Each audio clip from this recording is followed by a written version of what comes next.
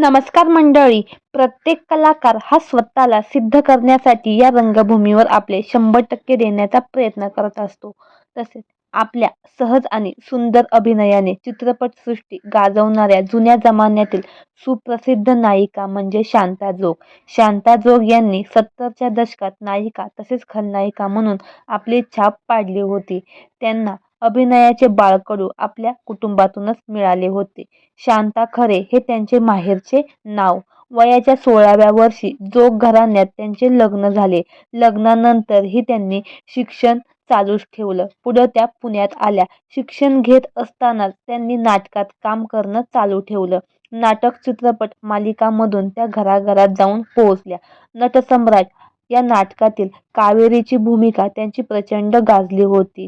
मात्र एक दिवस त्यांच्यावर काळाने घाला घातला. नाटकावरून परतत असताना नाटकासाठी लागणारे सर्व साहित्य आणि प्रवासात लागणारे इंधन अशा सगळ्या गोष्टी नाटकाच्या बसमध्येच ठेवल्या जात होत्या.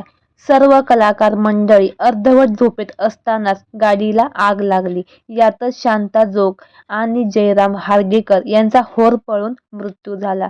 त्यामुळे संपूर्ण सिनेसृष्टीत शोककळा पसरली होती. शांता जोग यांच्या पश्चात त्यांचा मुलगा अनंत जोग हा देखील सुप्रसिद्ध अभिनेता आहे. अनंत जोग यांच्या खलनायकाच्या भूमिका प्रचंड गाजल्या होत्या. तसेच त्यांची पत्नी उज्ज्वला जोग, मुलगी क्षिती जोग आणि जावई हेमंत ढोमे हे देखील प्रसिद्ध कलाकार आहेत. तर मंडळी, आपल्या सफर ताऱ्यांची या चॅनेलद्वारे शांता जोग यांना भावपूर्ण श्रद्धांजली.